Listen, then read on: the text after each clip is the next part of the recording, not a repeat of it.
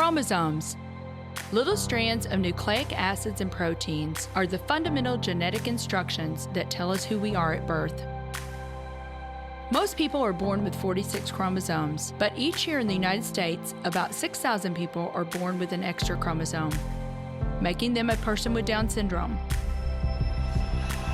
If you've ever encountered someone with Down syndrome, you know that they are some of the kindest, most joyful people you will ever meet. They truly have something extra. My name is Lisa Nichols, and I have spent the last 24 years as both the CEO of Technology Partners and as the mother to Allie. Allie has something extra in every sense of the word. I have been blessed to be by her side as she impacts everyone she meets. Through these two important roles as CEO and mother to Allie, I have witnessed countless life lessons that have fundamentally changed the way I look at the world. While you may not have an extra chromosome, every leader has something extra that defines who you are. Join me as I explore the something extra in leaders from all walks of life and discover how that difference in each of them has made a difference in their companies, their families, their communities, and in themselves.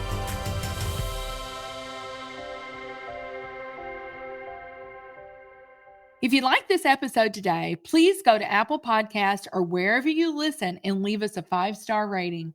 I am thrilled to have Cyril Derreumaux on the show today. Cyril is an ocean navigator, explorer, and adventurer, and a 2-time Guinness World Record holder.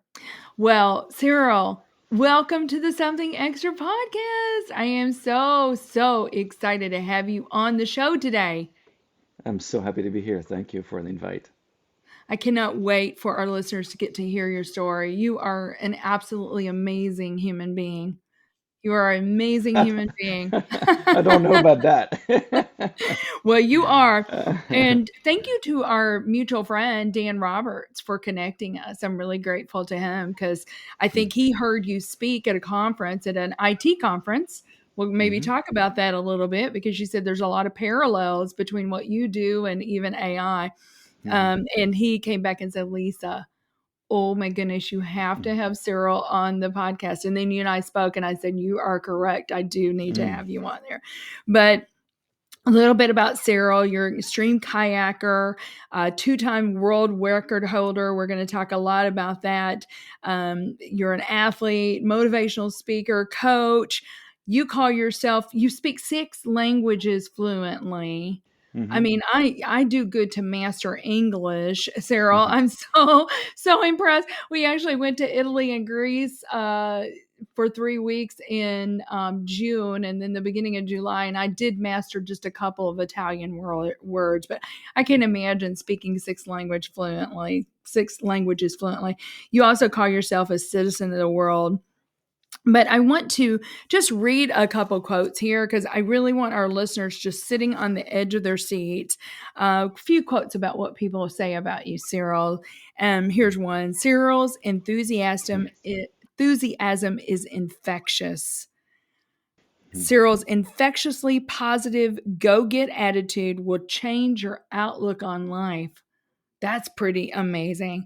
You talk to him for 15 minutes and you're going to be inspired to get outside, try something new, or embark on a journey that you did not think was possible.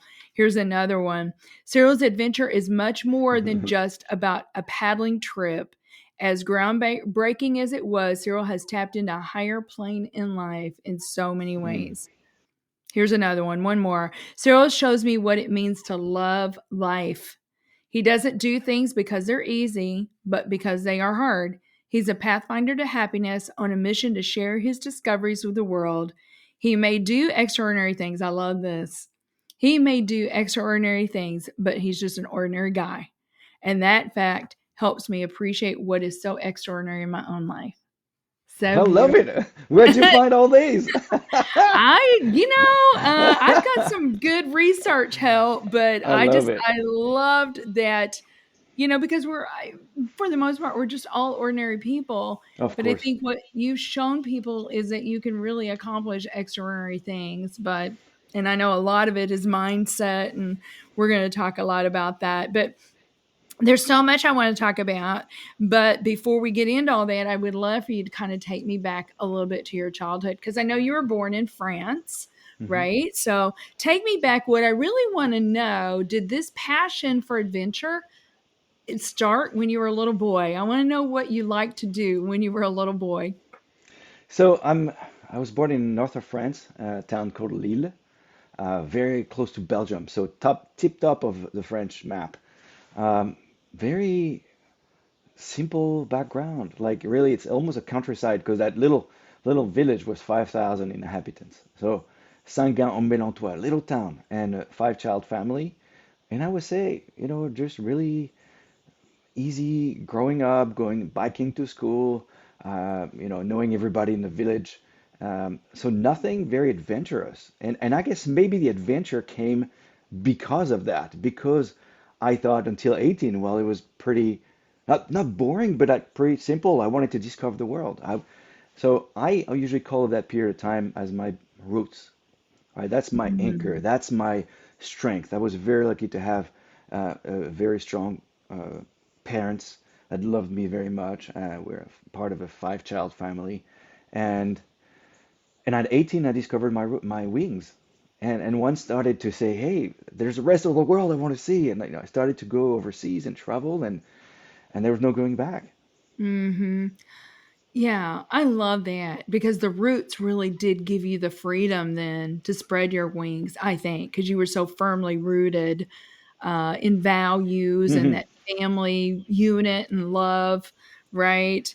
Oh, we could probably do a whole podcast on that, Hmm. Cyril. Oh, I think so. I think it just gives me the possibility to fail, right? Mhm, You could mhm. go, you could always come back. All right. So Yes. when you're young, I think between 18 and 25, that's when you have to try new things. You have to follow Mhm, your heart, follow your passion, and see where it leads. I think sometimes at that age, we're already in the wheel where, hey, I've got to go to university. I've got to do this. I've got to do, and then once university, then you have to buy your first car. And then first car, you got to get engaged. And then you buy your first house. You're already in the wheel of whatever society puts on you. So between 18 to 25, I think that's where you find yourself and what you love to do. And so at 18, I got my 12th grade graduation. And before I started university, I was not very mature. My parents said, okay, well, how about you do a year overseas? And you know where I ended up? I ended up being an exchange student in Arkansas. So, Arkansas. Arkansas, yes. So I arrived and I was playing American football because I played soccer all my life. So I was a kicker.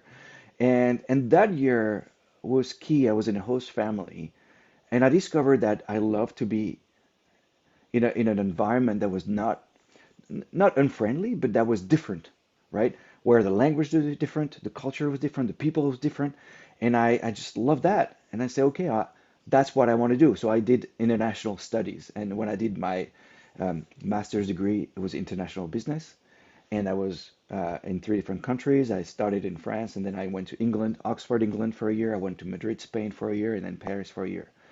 And after that, it was like that's why I call myself a citizen of the world.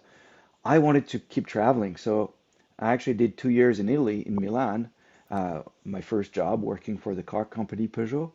And after that, I wasn't ready just yet to go into, working full time. So I said, I've got this itch to go and travel the world. So I was 25, and with $7,000, I went around the world backpacking for 1 year.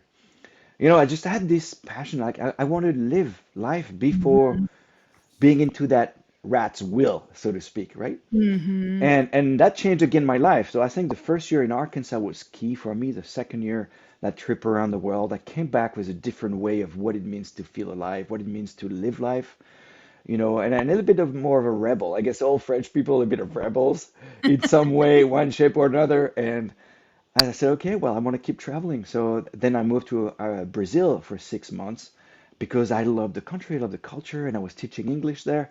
I was never really motivated by money, ever. It was just like, where do I really want to go now? What do I want to do?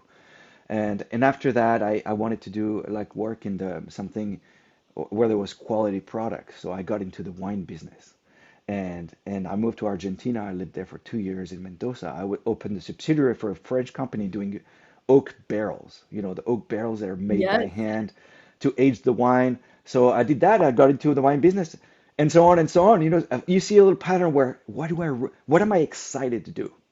That was my motivation to taking the decision that I did. Hmm. That is so, I love that. There's so much wisdom in that because you're right. Sometimes we just follow this, okay, this is what the world expects you to do. This is what Mm, society expects you to do. But I think for you, I mean, it was more like, no, the world is my oyster. It's what I make of it. And, going from one thing to the other, I'm sure Cyril has led, it's like a stepping stone, right? Everything mm. that you've done has been a stepping stone to the next thing, Yes, yes, because that wine business took you to California. yes. I So moved to let's start California. there. Yes. You moved there, and then I think you like stumbled on, you were reading something and you saw the Great Pacific Race was advertised, and I love this. It said you don't need to be a rower to row an ocean. Okay, so let me take a little step back. Until I moved to California, I had never kayaked. I was 32 years old the first time I went to a kayak. Okay, until then it was just soccer. In fact, if you think of the countries I've been to, it's all soccer. England, Spain, Italy, obviously France, but Brazil, Argentina, soccer was around the world. I was, in Africa, I would play soccer in the park in Southeast Asia. So I had never kayaked before. So I arrived in California, and a friend of mine from Fiji says, "Hey, why don't you come and canoe with us?" There's this canoes called the Polynesian canoe, and they in from the islands, so Hawaii, Tahiti, and I started canoeing then. I was 32 years old, and little by little, I guess the American spirit of why not you? Why don't you try this? The American dream of you believe you can do anything you want Yes. just inspired me. And from one race to another, I started to do a longer race, 400 miles in Canada, the Yukon River Quest in a canoe. So it's 50 hours nonstop. Oh, there's two stops of 7, but it's like, what? How can I get there? And until I found this website called the Great Pacific Race, that you don't have to be a rower. So let me give the distinction between the three disciplines. First is canoe, so where you have a paddle, you paddle on one side and then you switch side. Then there's this Hmm. kayak. Kayak is a double blade. You go right, left, and you go forward. Rowing, you go oars. With oars, you go backward and you use it. There are three different disciplines, right? So it's like in a band, you have three types of guitar. They're the same guitar, but different guitars, right? So I was not a rower when I started rowing and say I could row across an ocean with that team. And the Guinness record was 42 days at the time. And I guess I'm a little bit competitive as well. So I said, if I'm going to do this once in my life, I want to beat the record. So And you've we never got a done team. it before, which is just crazy to me. Yeah, so the team was made of four nationalities. I was a French guy. I've got a friend from Brazil, Thiago, who came in. There was Carlo from the US, from California, and there was Fian from Iceland. And the four of us wanted the same thing, is to try to get to Hawaii from California, crossing the mid-Pacific the fastest way. And we did that in 2012. So 39 days, got there. I You was like, what an adventure. you broke the world record. Now, has Yeah. anybody broken that record since, Cyril? Yeah, so there's Oh, there's different categories. In our category, no one's beat it, but okay. there's people that have been on a rowing boat with four men with a more advanced boat that have been faster than us. But in our category, no. But this is just the cherry on the cake. What is the most important is the experience of life, Mhm. of being in the middle of the ocean, 360 degrees of ocean, you don't see land for 40 days. You're with friends and you push yourself. You're there for each other. This is what it's really all about, right? Feeling the contact with the environment, with nature, the storms and the calm seas and the birds, and that's what I loved. It's really the adventure side. Yeah, it's the journey, right? Yes, It's the yes. journey, not the destination, really, So, and we're going to talk about that because I love like your philosophy on life. You're this extreme kayaker, athlete, Cyril, but you're also a philosopher, and we're going to talk a lot about that. But okay, so then fast forward. So that was 2012. Yeah. In 2022, you took another adventure. Actually, let me take that back. It's wrong. I wanted to do the crossing in 2012, then I couldn't find the money. So from 2014, I actually did it in 2016. I apologize. Yeah, 2016. 2016. Okay. So, but in 2022, you took another adventure, and this time you did a solo kayaking adventure. And I laughingly, we were kind of talking in a sidebar conversation because we're going to talk about something you're doing in the future. I said, well, how long do you think it'll take you? And you told me, and I said, wow, I mean, you're going to finish it, in less time. You go, yeah, but just think I got the first one wrong. So Yeah. you did, you solo kayaked across the Pacific Ocean and it took you 91 days. I got to know, I mean, Cyril, how in the world did you mentally and physically prepare for that? I got lots of questions around Mm. this because I know you sat in that kayak for 91 days. I mean, how did you mentally and physically prepare for this? Right. So just to give a perspective to your listeners, there's been the rowing crossing that I did. It's part of 800. There's been 800 crossing of oceans in rowing boats, of which 230 solo. In kayak, the boat is much smaller because you have to be able to paddle on each side. Yeah, right. Uh, the cabin is much smaller. The boat is narrower. It rocks and roll all the time. So not a lot of people have done that before. There were only three people before me. I was number four to do it fully human powered. So what I thought is first when I finished my rowing crossing, I said never again. Like this is too hard. This is this is ridiculous because you row 2 hours, you stop 2 hours, you row all day, all night, right? So going from a team of four to solo, that's a big jump as well because there's nobody to rest, to tell you when to rest or the mental side, the emotional side. All right, so I did 91 days from California to Hawaii, the same exact crossing I did, but that time alone on this little kayak. And I think the alone part is the hardest. And your question to how do you train mentally was probably the biggest hurdle before I left. I'm an extrovert person. I love people. I charge my batteries by meeting people. So I'm not going to see land in 3 months. I'm not going to see human being. I'm not going to walk for 3 months. How am I going to do with this? And that was really all the questions I had to prepare. Like, okay, what's physically, how do you do to prepare for kayaking 12 hours a day, every day for 3 months?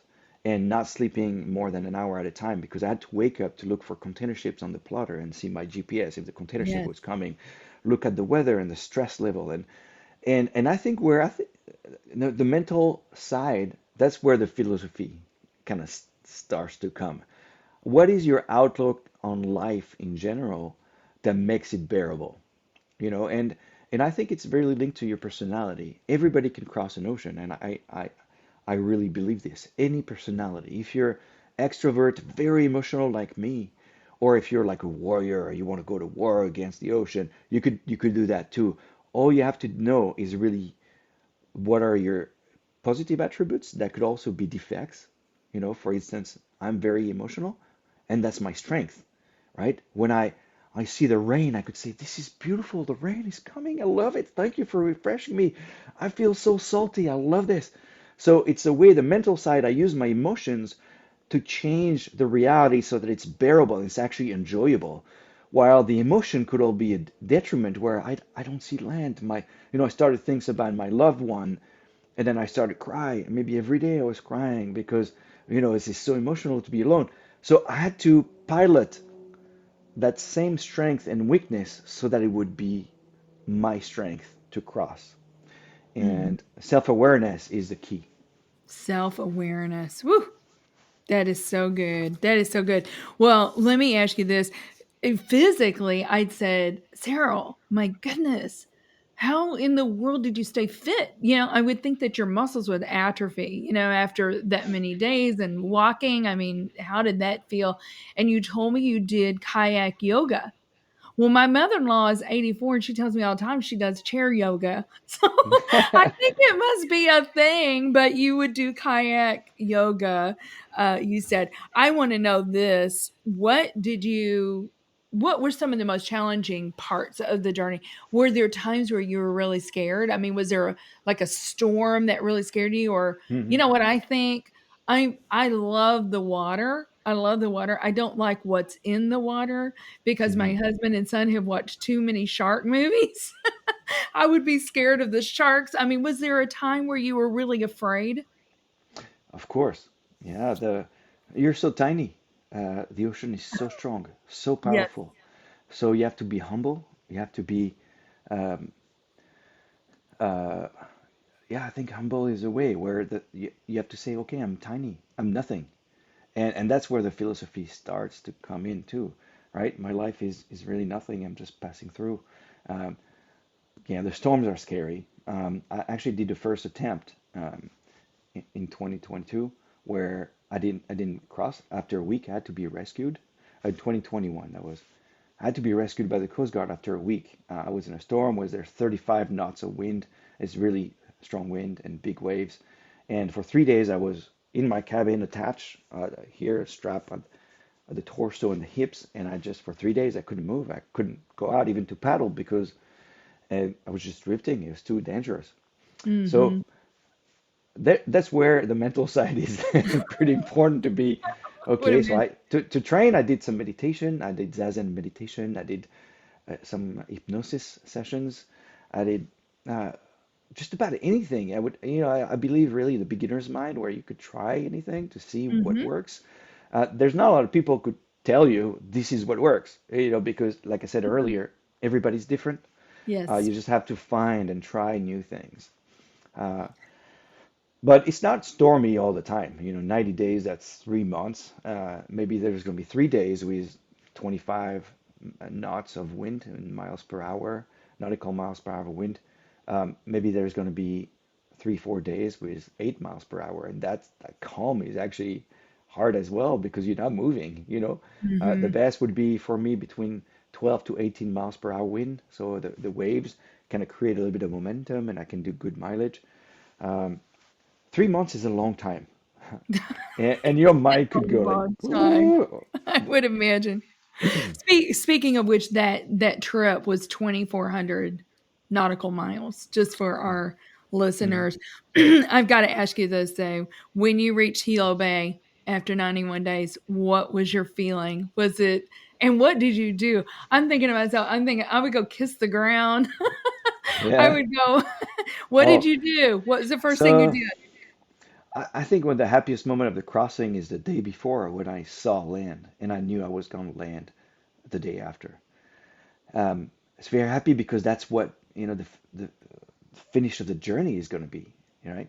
Um, I said, I knew it. I knew it. And that was key. Those 3 words meant that the vision and the ambition that I had, that a lot of people didn't believe I could do, uh, were actually true, right? So that's months of preparation, years of thinking that I could do it.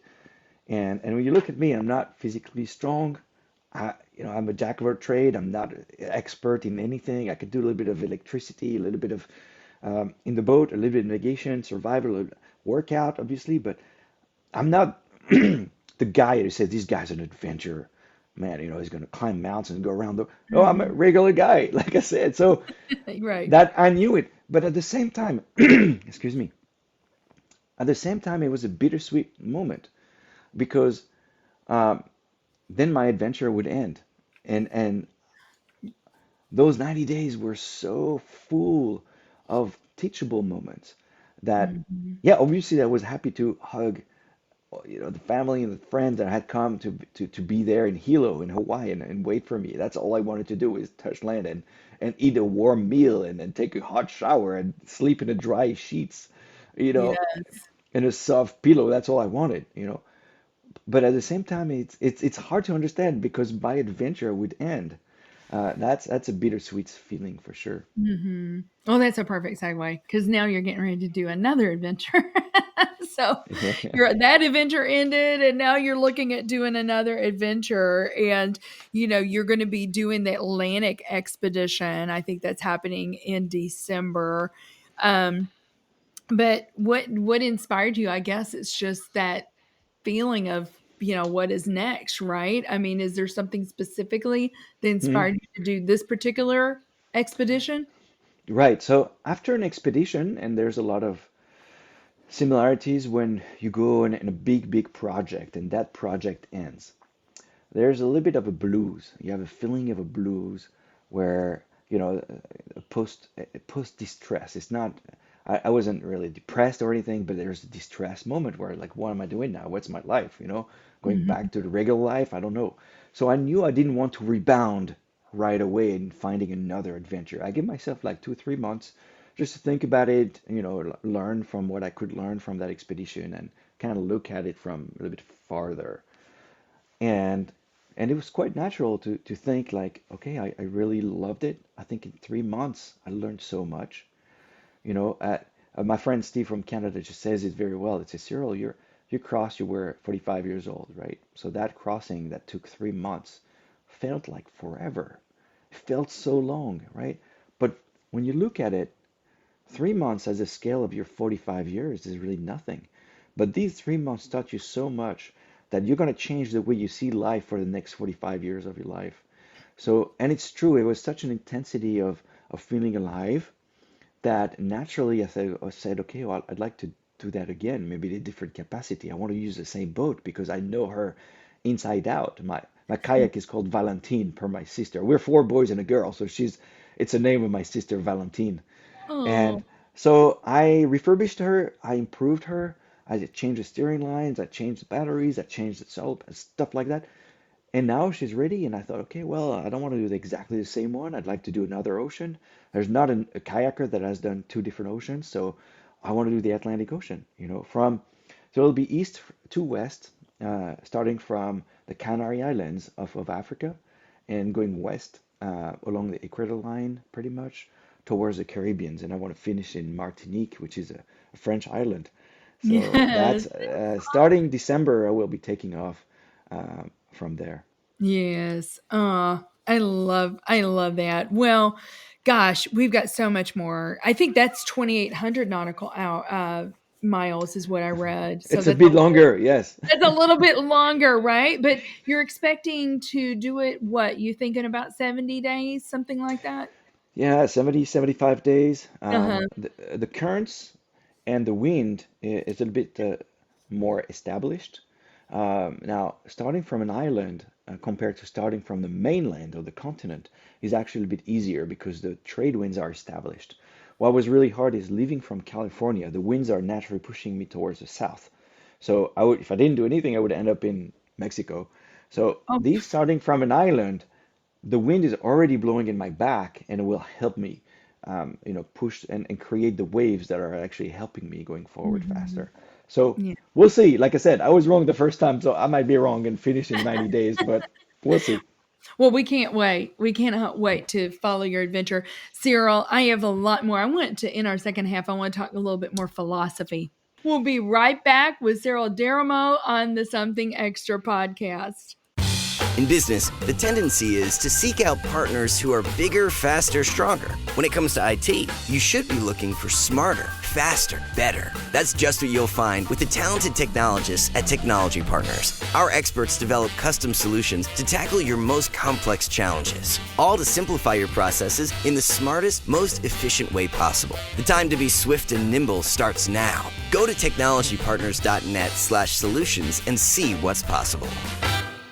Welcome back, everyone, to the Something Extra podcast with Cyril. And we have just been having so much fun talking. But the second half, we really love to talk a little bit more about philosophy because, as you heard Cyril in the first half, he's spending 90 days, 3 months on the water by himself, lots of thinking, right? Lots of thinking about life and what's important.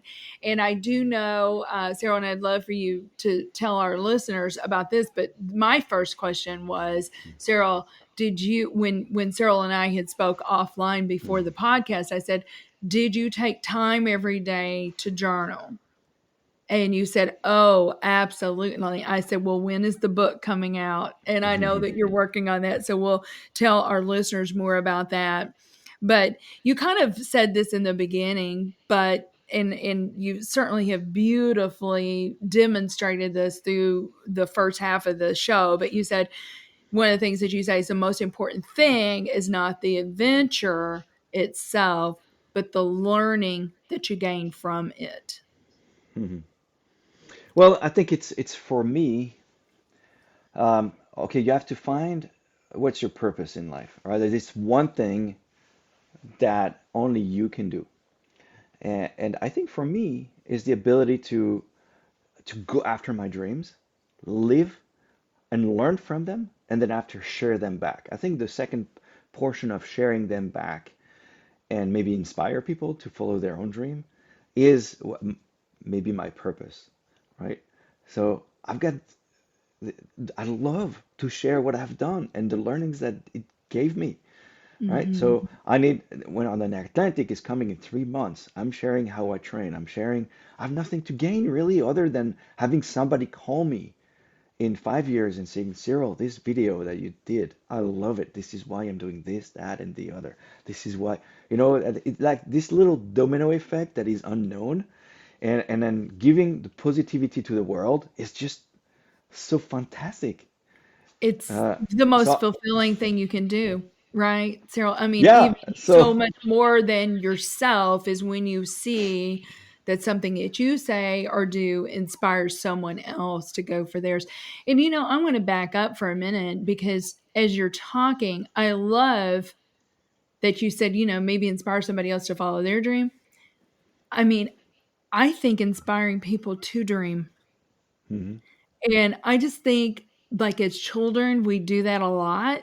We mhm, dream and we think, you ask a child, what do you want to be? Oh, I want to be a race car driver, or I want to be a whatever. And then at some point, it's kind of like you said before, we kind of get into what society expects of us. And I think we oftentimes stop dreaming. And so, mhm. even inspiring people to maybe start dreaming again.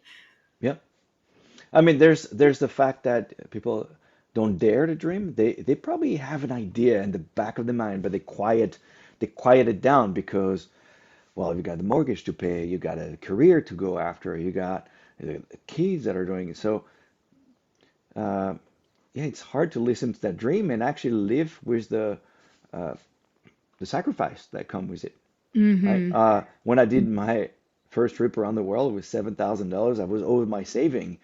It's not probably some people could say it's not very smart to go and spend that money, and when you could have your first down payment on an apartment and then start working. You have a master's degree in international business. You should start working. No, I wanted to discover the world. But so I think it's everybody dreams a little bit. I meet a lot of people that say, I wish I had done that. I really want to do this. It's been 10 years. I want to go to Argentina. 10 years. I want to live in France or learn a language. 10 years. I want to lose weight. 10 years. I want to go down this go up this mountain or down this river or whatever it is. I want to learn cooking or play the music. 10 years. Okay, well, when do you start? So you actually dream. You are. But why? What is it that makes you not do it? And that's the question. Why is it because you say no, it's not me. But why not? Why not you? And why not now? You know? Mhm, mhm, mhm. Yeah, that's good. It's just we're not gonna answer all the world's questions right now, but at least we can give our listeners some things to think about and ourselves some things to think about. Here's another quote of yours: "Teamwork is the secret that makes common people achieve uncommon results." Yeah, I think I totally am a common guy. I'm a regular. I played soccer until I was 32. Listen, what discipline is it that I started kayaking? I was 32, and then I started to do something that nobody had done before 10 years later. This is crazy. This is crazy. No matter what it is, that It you're may be seeking. crazy, but it sure is inspiring. It sure is inspiring because it gives everybody else, well, gosh, Mm, if he can do mm, it, I could do that too, right? Not that, yeah. people may not do that very thing, but whatever it is that you're dreaming about, go do it, Hmm. right? We're never Yep. promised. None of us are promised tomorrow. Um, I love this. You say embrace a never negativity attitude. I love that. I just think so much. And some of us, sometimes, I mean, let's be real. Sometimes we can get down or whatnot, and there can be Of course. circumstances around us that are just, they suck. Okay. Hmm. For a better way of, for lack of a better way of putting it. But, I just think having that positive attitude is so important in life. Just like you said, oh, it's raining. Oh, I love the rain. This is beautiful. Instead of going, oh, it's raining. I mean, it's two different ways to live, isn't it, Cyril? So here's how I say it. We think, okay, obviously the mental side of the crossing was very important. Okay, how do you get mentally tough? Well, for me, it's not mental strength. Mental strength, what we think about is pure, okay, give me 10 push-up and give me 10 more, but show me you're mentally strong that you could keep going. Well, that's not mental strength. I think for me, the mental strength is really should be called mental agility, mental flexibility, mental adaptiveness, mental positivity, where it's the ability to look at the situation in different light, in a different perspective, so it's bearable, right? The example of the rain, um, and but we can control that. And the point that you made at the beginning, which is you can decide not to think negatively.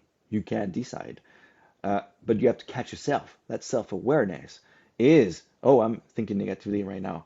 Uh, and in my kayak Valentine, I decided to do that, like not being pessimistic, uh, not have any negativity, and that was a decision I had made. Every time I would catch myself thinking negatively, like this will never end, it's just bad energy in the boat. And Hmm. it actually comes from the Polynesian canoe. The Polynesian canoe, you're people in the boat. And the boat originally was cut, it's a koa tree that was cut. And when you cut that tree, it's a life that you're killing, right? So you have to respect the vessel. And once you go canoeing on that boat, then you have to respect the boat. Like it's a seventh person, so to speak. It's seven human beings. So to respect the boat, we have no negativity. We don't cuss at each other. We are respectful with each other. And it's practice. Every time we go on the boat, positive. And Hmm. that's what I decided to do in my own boat, and then later in my own life as well. I'm trying. It's not easy. Yes. Can you imagine how much better our world would be Uh-huh. if we subscribe to that philosophy of Mm, no negative attitude? And mhm. oh wow. Well, what about this? I love this. The all in mindset. Be all in. The only way to get there is forward. Yeah, so the all-in happened to me on my attempt, 400 nautical miles offshore. I had maybe already three weeks and 1 month paddling, and I had problems with my steering lines, I had problems with my batteries, problem many things in the boat, and I had been already 400 nautical miles, which is good, but compared to 2,400, it's still a long way to go. Yeah, So that's the right. decision was either I take left and I go to Los Angeles, I'll be there in a week and I can repair, or I go right and I there left or right. It's it's a simplistic way to look at it, but and then Hawaii is about 2,000 nautical miles there. It's about another 2 months, and I can fix anything that will go wrong. And that's when I call my second departure. The first departure was push the pier, and then say goodbye to the family. That's one push, and it's actually easy because I wanted to go. The second one was I go towards doubt and uncertainty, and I'm going to fix everything that will come my way. I will adapt and adapt and adapt. Hmm. And for that, you have to have the all in where I'm all in. I'm okay. I'm okay to die in the pursuit of what I believe, as an adventurer, feeling fully alive. So it's hard to get there. Hmm. But then it kind of changes your perspective in everything. There's something grand that is happening once you decide to live for something you would be okay to die for. Mm. Mm. That's powerful. That's powerful. Mm. Mm, Well, you kind of set me up again. Thank you for that. You didn't even know you set me up, but you said the essence of adventure. Things rarely go as planned. And I think about software. We're a technology company, Cyril, mhm. and on projects, sometimes they go perfectly smoothly, but most of the time there's some things along the way that you have to adapt. We subscribe when we are there are there's the software methodology called Agile, and that is the methodology that we prescribe to, where or subscribe to rather, is every 2 weeks there's what's called a sprint, and you're looking, and then you can adapt a little bit rather than going for a year and then, oh, this is not really what we wanted. Well, it's much, much harder than to go back. So Mm, I was just thinking, you said you have to adapt and execute. And I had watched a little video of you leaning into this change, leaning into this need, because you're Valentine. You're mhm. trying to get Valentine on this container. And you told me it was an inch, like the Valentine's an inch too large. Yeah. Well, Container. the trailer it's on just doesn't fit in a 40-foot container. And this is just one example over 1,000 that happens all the time. And on the water, when I leave the shore, I've got everything to be able to adapt to anything that happens, right? Medical, I could have cut myself, break a bone, I could, have issues with my eyes and the ears and digestive system. So the medical side is there. The electronic and electric, my solar panels could break. What do I have as a backup? I'm gonna have to make water. I have a water maker. What's the backup of that if this doesn't work? How do I make water on a plan B? What's about communication on land? How about physicality? What if I hurt my shoulder? How do I keep going?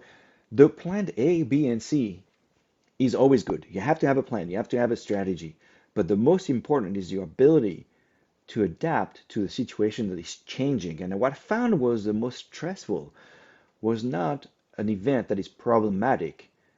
If you have the preemptively thought about the solution, that could be the plan B. It's actually easy to deal with. Okay, if this happens, I'm going to do this. All right, this happened, so I'm doing this. Now, the hardest is to adapt to something that you had not planned. Oh. And that's when you have to be creative. That's when you have to have your ability to adapt and be flexible. Okay, well, I didn't think about that. Okay, but this is a situation. I'm not changing that. How do I adapt? Mm-hmm. And adapt and execute. I thought I was going to be able to sleep every 3 hours. No, my body just doesn't sleep. I have to wake up every hour because there's too many containers. How do I adapt to this? The scenarios that are not preemptively thought about, and that's when I did a conference for AI. That's what it is. How are you a trailblazer when you do something that hasn't been done before? The only way is to be ambitious, to risk, and then to adapt all the time. Because ambitious is because other people can't see what you see, so you have to have the ambition to go somewhere people haven't been. You have to be risky because people won't do something that is too risky, but that's Mm-hmm. because you are a little bit risky and that you go where people haven't been, that you can do what you do. And the third is adapting, because adapting is is obvious, but is needed. Otherwise, you fail and you go back to the Mm-hmm. shore. Yes. Yeah. Such great lesson for life. Yeah. And to the point where I cannot remember what it was, but it was going to be so expensive to have your Valentine shrink wrapped. It Yeah, was going to be really expensive. And you said, oh, no problem. I'll just shrink wrap it myself. And yeah. you went and got shrink wrapped it yourself. Well, let me ask you something. I mean, I know that you've got this great Atlantic expedition, but what is next for you after the Atlantic expedition? Have you thought forward? And I'm hoping that book is coming out soon. Cyril, Hmm. I'm not sure if the book is going to be released soon. And I'm also thinking there needs to be a documentary. Yeah, so I've been filming everything for the last 4 years for my Okay. first attempt of the Pacific, the real crossing of the Pacific, and then the Atlantic. After that, I'll give myself the option to change. What if I hurt myself? I'm already almost 48. What if my body says, okay, that's enough? It's too hard on your body. But maybe the spirit of adventure will say, okay, maybe it's not going to be kayaking. It's going to be crossing Mongolia on a camel. Shoot, I'll do that. You know, cross even simple things like cross the length of California with a goat. I'll do it. I'll give myself the option, but maybe I'll say, okay, I'd love to be on the ocean. Maybe I'd like to do another ocean. Maybe the Tasman Mhm. Sea, cross from Australia to New Zealand. I'd love to do that. There's another kayaker who's done it, who's very inspiring for me. His name is Scott Donaldson. I'd love to do what he's done. So I'll see. But what I know is it's gonna be about vibration. It's gonna be about that thing that wakes me up at 4 o'clock in the morning and say, I want to do this. I open a spreadsheet and I got plans and strategy and I'm doing this and it makes you dream. That's what exciting to me. That's what Mhm. exciting. Well, and just I'm thinking a couple things. I'm thinking my brain is going crazy here, but I'm just thinking of that quote, and I can't remember who said this, but it's not the years in the life, it's the life in the years. And I'm just thinking to myself, I'm like, boy, you are cramming life in every one of those 48 years, Cyril, which is so Uh, beautiful to me. And then the other thing that I'm just thinking is the legacy and that ripple effect, the pebble on the water, because you have no idea how much what you're doing is going to impact other people yeah. to bring them alive and to awaken them, which I just think is so beautiful.